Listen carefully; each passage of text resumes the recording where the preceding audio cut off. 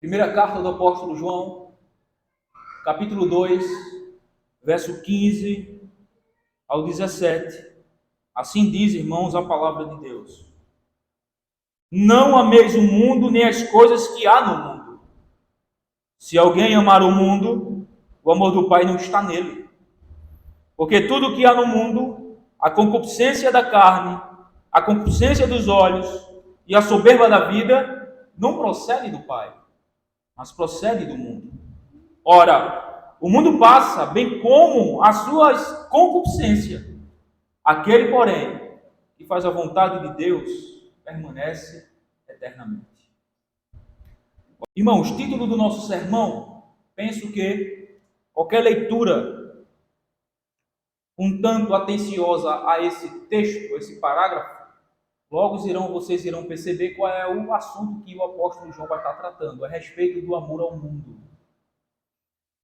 É uma advertência que ele vai estar fazendo ao povo de Deus em relação ao amor ao mundo. Portanto, o título do nosso sermão é Não Ame o Mundo. Este é o título do nosso sermão. Não amem o mundo. É uma ordem, é uma advertência, em que o apóstolo João vai deixar isso muito claro nesse texto, através do qual nós iremos meditar nesse momento. Irmãos, alguns anos atrás, enquanto eu trabalhava em Recife como motorista de aplicativo, vocês bem sabem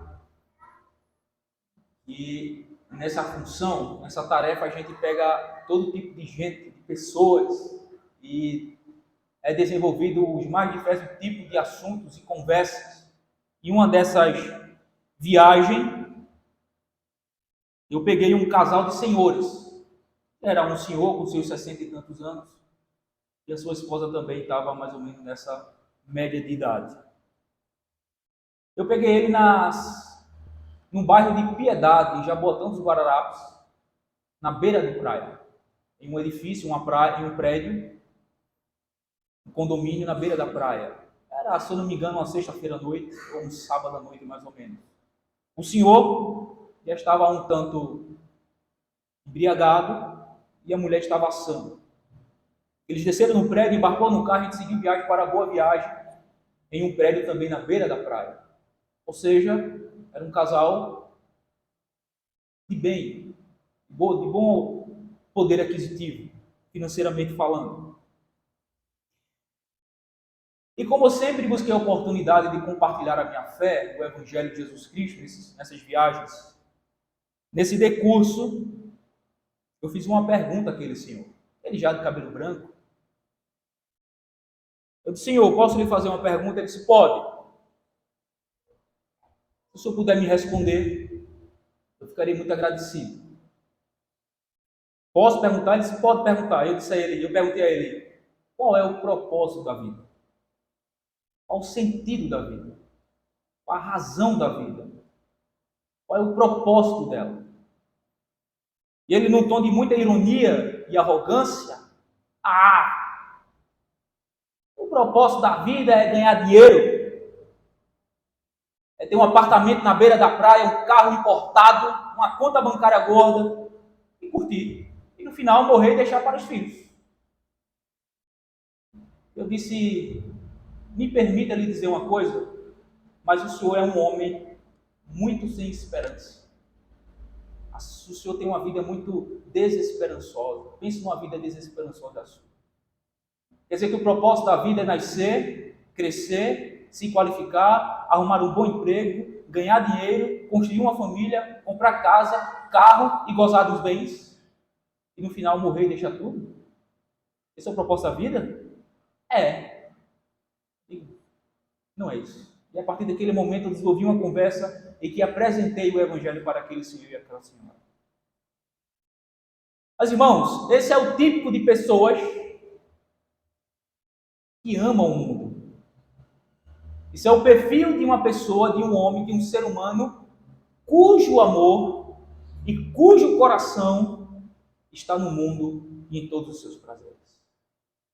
Isso, infelizmente, é a realidade da vida da maioria da humanidade. Buscam prazer, buscam satisfação pessoal, atender todas as suas paixões, conquistar e alcançar e angariar as maiores riquezas e os maiores títulos e gozar da soberba da vida. Vivem desejando aquilo que a carne almeja e cobiçando aquilo que lhe atrai aos olhos. E empregam todas as suas forças e energia para ganhar o mundo, enquanto não percebe que está perdendo a sua vida. Esse é o típico de pessoas que amam o mundo. E exatamente a respeito dessa advertência, a respeito desse assunto que o apóstolo João vai advertir os destinatários desta carta. Como nós bem sabemos,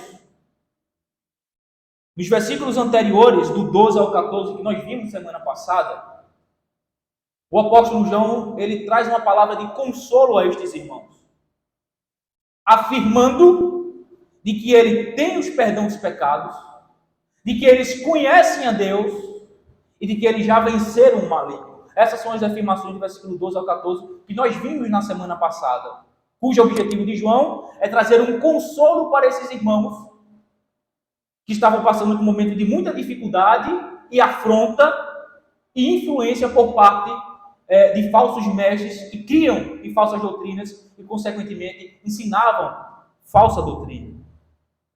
Não somente ensinavam falsa doutrina e criam em falsa doutrina, mas eles também viviam vidas imorais e sequer se importavam com o seu próximo. Por isso que o apóstolo João vai desenvolver testes nessa carta, em que apontará, indicará aqueles que de fato conhecem a Deus e aqueles que de fato não conhecem a Deus. Aqueles que de fato estão em comunhão com Deus por intermédio do seu Filho bendito, Jesus Cristo, o Verbo que se fez carne, e aquele que não está em comunhão com Deus, porque desconhece o verdadeiro Filho de Deus, que é verdadeiro homem e verdadeiro Deus. E que isso evidencia-se através da sua vida, da sua conduta e das suas palavras. Vivem vida ímpias e não se importam com o próximo e com o seu semelhante. Não amam o seu próximo e o seu semelhante. Então, a partir do versículo 15, depois de João trazer uma palavra de consolo, afirmando e confirmando a fé desses irmãos, a salvação deles, ele agora vai trazer uma advertência do versículo 15 ao 17, que nós iremos ver a partir de então. Então, a primeira coisa que nós observamos nesse texto é uma ordem muito clara. Não amem o mundo. É o que João diz na primeira parte do versículo 15. Vamos ler? Não ameis o mundo nem as coisas que há no mundo. Uma ordem muito clara. A palavra aí, irmãos, ameis, é o verbo amar que está no presente do imperativo. O que indica ou que significa necessariamente uma ordem que o apóstolo João está dando. O apóstolo João está ordenando que esses irmãos não devem amar, nem devem se deleitar, nem devem ter prazer no mundo com todos os seus princípios e valores. Ao contrário, com a expressão não ameis, João está ordenando que eles devem negligenciar, desconsiderar e condenar o mundo com seus princípios e valores, no sentido de não ter, nem querer, nenhuma participação ou associação com ou em suas obras ímpias, perversas, antibíblicas e antideus. Agora, de forma muito clara, nós percebemos que o objeto desse repúdio com o qual João está ordenando que esses irmãos tivessem, desse desconsiderar, é o mundo com todos os seus valores. Esse é o objeto do nosso repúdio. Essa é a ordem contra a qual João está ordenando que esses irmãos rejeitem ativamente, desconsiderem, repudiem o mundo com todos os seus princípios e valores. Agora, por mundo, irmãos, João tem em mente um sistema de valor intelectual e moral que rege, governa e influencia as ideias e as ações da humanidade caída que estão diretamente em oposição a Deus, ao seu povo e aos seus valores. É isso que João tem em mente com o mundo. O que é que João quer dizer aqui com o mundo? Um sistema de valor intelectual e moral que rege, governa, influencia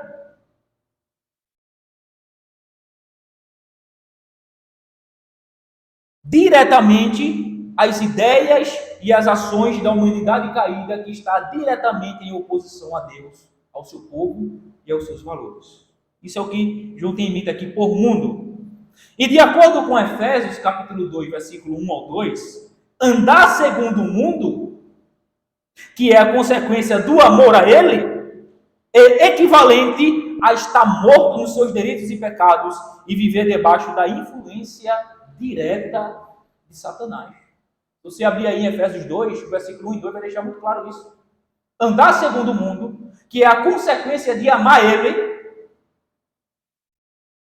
é equivalente a estar morto nos seus delitos e pecados e viver debaixo da influência direta de Satanás.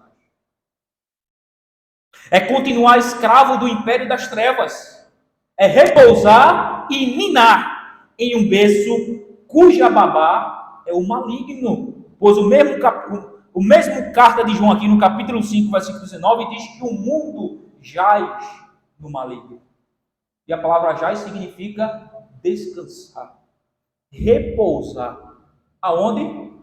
Em um mundo cujo cabeça, cujo governo e influência direta é o próprio Satanás.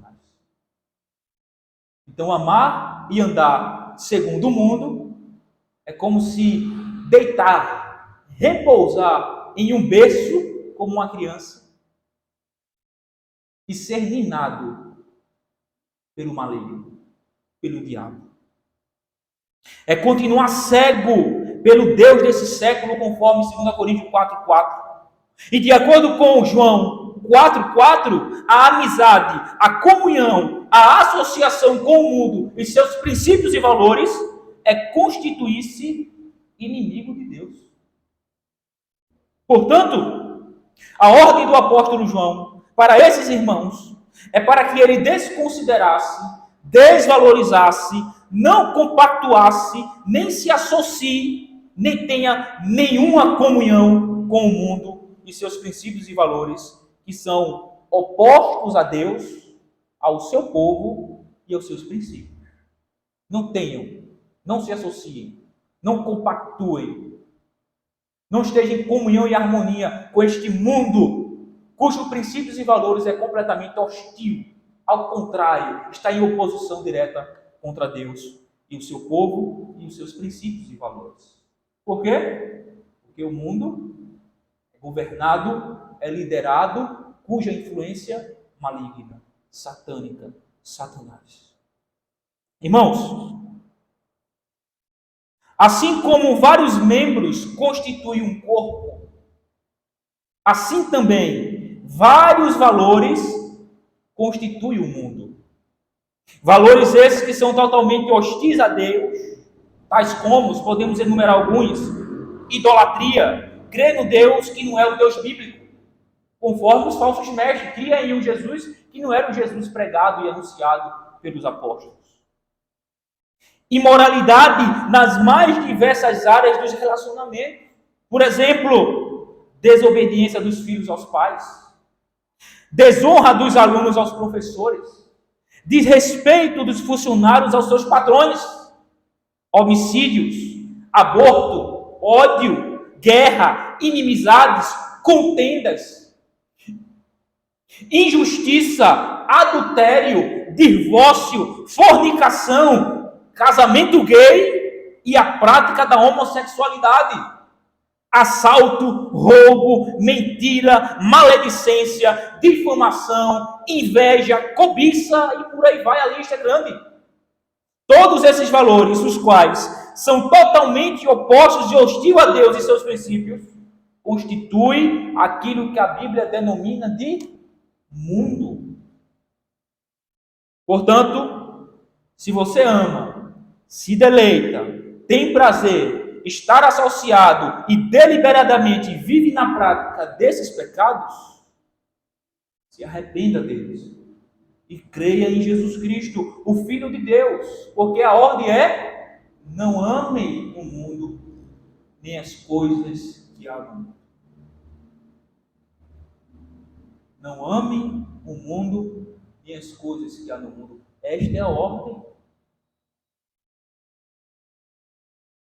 Partir para o segundo ponto. Pois João continua falando, na parte B do versículo 15 e o versículo 16, que o amor ao mundo indica falta de conhecimento e comunhão com Deus, porque a fonte do amor ao mundo é o próprio mundo. Veja aí, versículo 15, parte B, e versículo 16. Se alguém amar o mundo, o amor do Pai não está nele. Porque tudo que há no mundo, a concupiscência da carne, a concupiscência dos olhos e a soberba da vida, não procede do Pai, mas procede do mundo. Irmãos,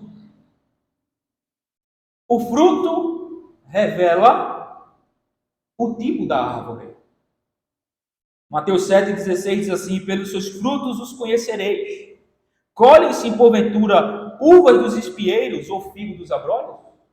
E aí no versículo 20 ele diz: assim, pois, pelos seus frutos os conhecereis. Pelo sabor da água se conhece o tipo da fonte. Tiago 3,11 diz assim: acaso pode a fonte jorrar do mesmo lugar o que é doce e o que é amargoso? Acaso, meus irmãos, pode a figueira produzir azeitonas ou a videira figos?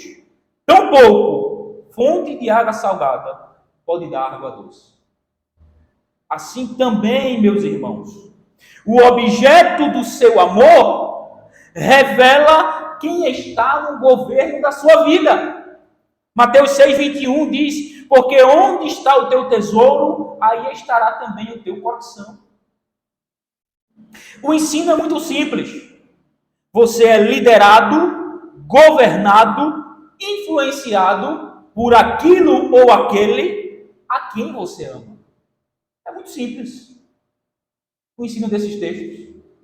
Você é liderado, governado, influenciado por aquilo ou aquele que você ama.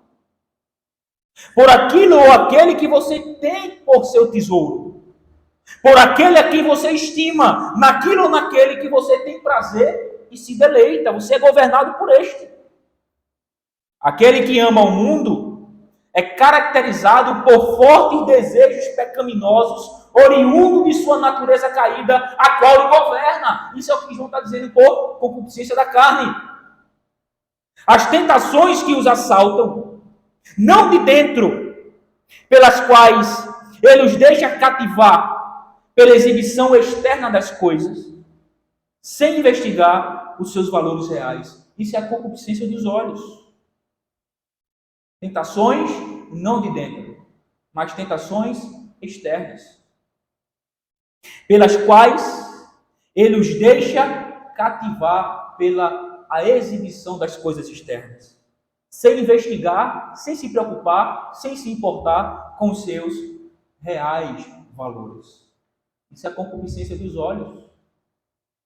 Aquilo que você vê, ele atrai, ele cativa, ele prende, ele influencia e conduz você ao pecado e se deleitar nele. E você sequer considera o real valor das coisas. Vou dar um exemplo a vocês. Agora há pouco, hoje pela manhã, nós tratamos de um assunto de exclusão. E uma das pessoas, em uma conversa particular comigo, no momento que ela foi anunciar, ela me contou um período da sua vida. Antes de vir para a igreja, ela fazia parte de uma outra denominação. E nesse intervalo, para ingressar aqui como membro, ela passou 1 ano fora da igreja. Saiu da antiga igreja e durante esse ano, até ingressar na nossa igreja, ela passou 1 ano fora das atividades de igreja, se envolver com igreja nenhuma. E sabe o que ela me falou a respeito desse período, desse 1 ano que ela passou fora da igreja? Foi o ano mais feliz da vida dela. Por quê? Concupiscência da carne e concupiscência dos olhos. Atraída pelos seus próprios desejos. Atraída e cativa pelas coisas que o mundo oferece. Pelos pratos de lentilhas. Que de fato são belos, mas são mortais. Mas a concupiscência, os desejos desenfreados dos seus olhos, daquilo que ela enxergava no exterior, lhe atraiu, lhe influenciou, lhe cativou, lhe prendeu, lhe matou. Concupiscência dos olhos. Eles vivem arrogante e soberbamente, confiando em suas próprias ações e recursos, desprezando e violando a lei de Deus. E que muitos até professam crer em Deus, mas vivem como se ele não existisse. Isso é soberba da vida. Se vangloriam das suas ações, das suas virtudes e dos seus recursos. São orgulhosos, arrogantes e prepotentes. Gozam e esbanjam e têm o prazer de se mostrar, de brilhar no meio de outros, a partir dos seus recursos e ações, para sobressair e ser honrado e aplaudido e reverenciado. Isso é soberba da vida. Então eles vivem dessa forma, desprezando e violando a lei de Deus, e que muitos até mesmo professam, mas vivem como se Deus não existisse, como se não necessitasse ou precisasse de Deus. Soberba da vida. Essas são as características daquele que ama o mundo. Irmãos, a cabine de comando da sua vida está nas mãos de quem você ama. E isso será necessariamente evidenciado através da sua vida como um todo. Suas ações, suas atitudes, seu comportamento, suas palavras, suas crenças, seus relacionamentos, suas companhias e amizades, a forma que você trabalha, as transações do seu negócio, como você trata a sua esposa e a esposa trata o seu marido, como os pais tratam os filhos e os filhos em relação aos pais, como você faz uso do seu dinheiro, e etc. Poderemos dar vários exemplos. Portanto, o que o apóstolo João está falando, categoricamente, irmãos, é que é impossível ter dois amores, que lidere, governe e influencie a nossa vida. E, portanto, o amor a um evidenciará que o amor do outro não foi derramado em nosso coração, mostrando que não conhecemos e não estamos em comunhão com Deus. Por isso ele diz: se alguém amar o mundo, o amor do Pai não está nele. Porque tudo que há no mundo, a concupiscência da carne, a concupiscência dos olhos e a soberba da vida, não procede do Pai, mas procede do mundo. É isso. Não tem segredo. Não tem meio termo. Ou somos amantes de Deus, ou então somos amantes do mundo. Agora eu quero abrir um parêntese para esclarecer algumas coisas. João está escrevendo essa carta para quem? Crentes. Então, por que essa ordem a crentes? Porque existe a possibilidade de crentes ser influenciado pelo mundo, ser atraído pelo mundo. É o que ele tratou no capítulo 1, do versículo 5 até o 10. Nós vimos que alguns mestres diziam que, uma vez que está em comunhão com Deus, uma vez que está na luz, ele não peca mais. João vai dizer, não. Existe a possibilidade de cristãos verdadeiros que estão em verdadeira comunhão com Deus cometer pecado. Mas isso não é o estilo de vida dele. Isso é um acidente. Então, por essa razão, a advertência a crentes para não amar o mundo. Porque João tem em mente, muito claramente, que existe a possibilidade de cristãos como nós se envolver, ser influenciado e ser pego numa armadilha pelo mundo, cuja influência é de Satanás. Então, por isso a ordem a crentes. Mas então ele segue no versículo 17. Dando uma razão muito plausível, muito contundente, pela qual nós não devemos amar o mundo. E qual é a razão? Versículo 17. Ora, o mundo passa, bem como a sua concupiscência. Aquele, porém, que faz a vontade de Deus, permanece eternamente. Existe razão melhor do que essa? O que João está dizendo é o seguinte: não ame o mundo. Por que, João? Porque ele é passageiro. Porque o mundo, com todos os seus prazeres, é transitório. Porque o mundo, com todos os seus prazeres, tem um prazo de validade, em que ele passará com todos os seus prazeres, bem como também aqueles que os amam, passará junto com ele. Aqui tem pessoas de todas as idades, e vocês viram como o tempo voou. E que tudo que muitos aqui conquistaram não serve praticamente de quase nada em relação à saúde ou à garantia de permanecer vivo para sempre. Um missionário que foi morto nas florestas do Equador, chamado Jim Elliot, foi morto pelos índios, quase ele foi como missionário para evangelizá-lo. Tem uma frase dele que é muito conhecida e que reflete muito bem o que nós estamos tratando aqui essa noite. A frase é o seguinte: não é tolo aquele que abre mão das coisas que não pode reter para ganhar as coisas que não pode perder. Não é tolo, não é um imbecil, um besta, aquele que renuncia às coisas das quais ele não pode reter, porque ela vai passar. Dinheiro, fama, recursos, casa, carro, tudo. Vaidade, beleza, tudo murcha. Tudo passa, tudo é perecível, tudo é temporário. Portanto, ele diz: não é tolo, não é um imbecil, um besta, aquele que renuncia, que abre mão daquilo que não pode reter, permanecer para sempre consigo, para ganhar aquilo que não pode perder.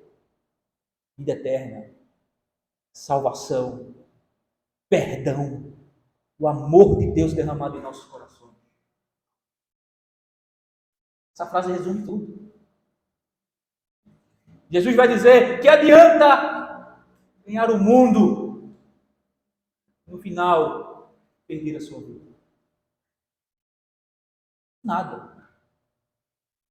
Que adianta sentar em meu coração como prioridade na minha vida as coisas materiais desta vida, as coisas passageiras dela, as coisas perecíveis dela, as coisas das quais nós não podemos segurá-la conosco para sempre, retê-la para sempre na nossa vida, e no final perder tudo, inclusive essas coisas das quais nós empregamos toda a nossa força e energia para conquistá-las. Também com isso, João não está ensinando a sermos negligentes quanto às nossas tarefas e responsabilidades de trabalho, estudo e tudo mais. Mas o que ele está ensinando é que isto não deve ser a prioridade número 1 na nossa vida. Isso deve servir como instrumentos para honrar e glorificar a Deus na nossa vida.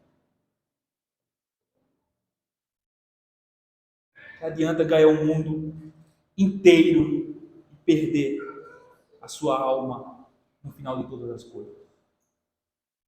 Que adianta, como aquele rico insensato: alma, tens em abundância, come, bebe, folga, porque tu tens em abundância. E uma voz bradou do céu: louco, tolo, imbecil, hoje pedirão a tua alma, e o que tu tem conquistado, o que tu tem construído, para que servirá?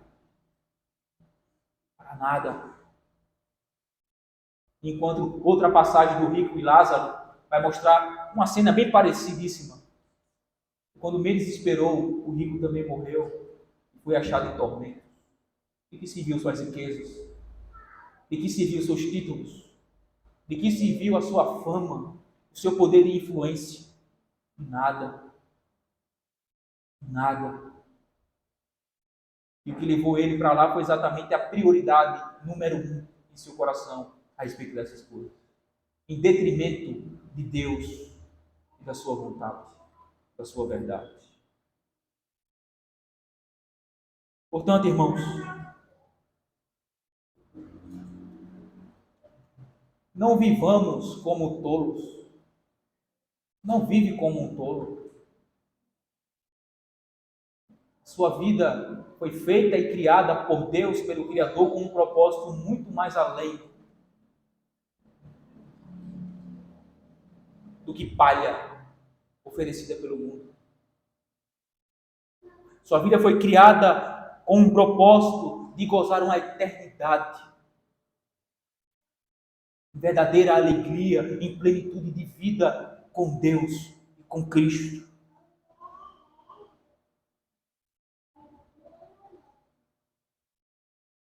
Ter o mundo como prioridade, bem como seus prazeres, é como você trocar uma fortuna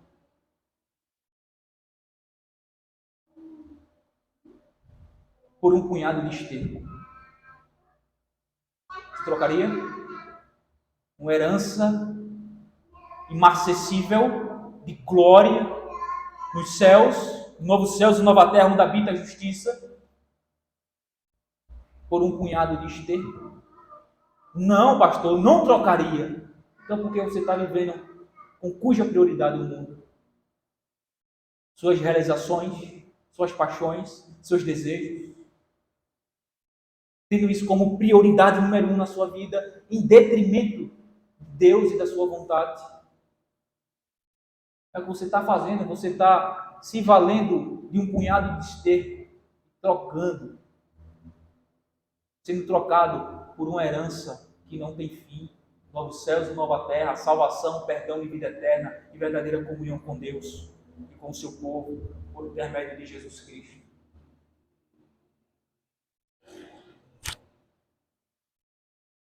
Porém, aquele que faz a vontade de Deus permanece eternamente. O que é que João quer dizer aqui por vontade de Deus?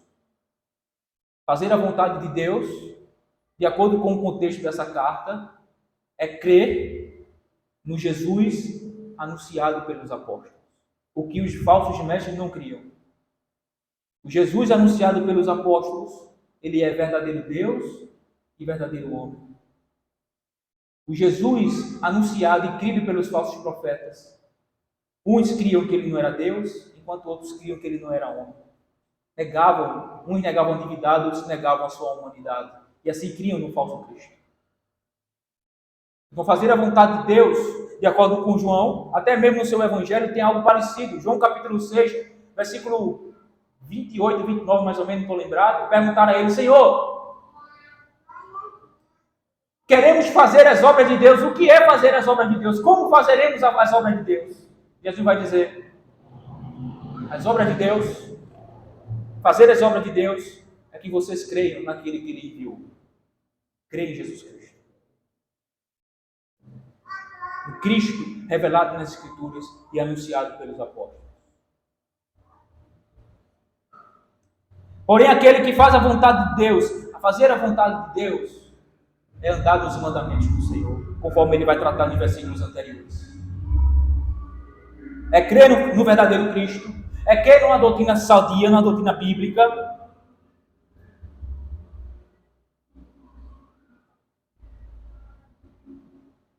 É andar segundo os mandamentos do Senhor. Terceiro, é amar os irmãos. Isso é fazer a vontade de Deus. Isso significa amar a Deus. E isso indica que o amor de Deus foi derramado em nossos corações pelo Espírito Santo que nos foi dado. E nos aponta e nos indica para uma verdadeira comunhão com Deus por intermédio do seu Filho, Jesus Cristo. Então, portanto, estes que não apenas ouvem as palavras de Deus, mas faz a sua vontade. Que não apenas esses que dizem Senhor, Senhor, conforme Mateus 7, do 21 em diante, mas que não andam em iniquidade, mas que ouvem as palavras de Deus e as observam, e as obedecem, e as cumprem. Este que faz a vontade de Deus, este permanecerá eternamente. Isto é, o mundo, seus prazeres e todos que amaram a Ele passarão. Mas os que fizeram a vontade de Deus, creram em Cristo, amaram ao Senhor, obedecendo seus mandamentos, amar os seus próximos, servindo e amando e se relacionando verdadeiramente, ouvindo e colocando em prática as palavras do Senhor, este permanecerá para sempre. Existem evidências contundentes na sua vida de que você faz a vontade de Deus? Pois evidências que é mostrado na sua vida aponta para a realidade do fato de que você ama o mundo e os prazeres que ele oferece. Pense. Raciocine. Vasculhe a sua vida.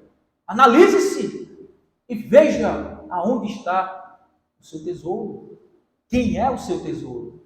Porque quem for o seu tesouro, ou o mundo, ou Deus, lá estará o seu coração. E será evidenciado na sua vida. Através das suas ações, através das suas palavras, através dos seus relacionamentos, através dos seus negócios, através da sua vida como um todo. Portanto, irmãos, não ame o mundo, nem as coisas que há no mundo, porque ele passa. Ele é um chão sem fundamento. É como areia malvediça, não tem garantia, não tem segurança. Mas aquele que ama a Deus e faz a sua vontade, esse permanecerá. Esse permanecerá. Esse herdará a inacessível, imacessível coroa de glória que está reservada para todo aquele que nele crê e faz a sua vontade. Quem você ama? Quem tem sido objeto da sua atenção, das suas afeições, do seu amor? O mundo? Ou Deus? Pense. Pense. Amém.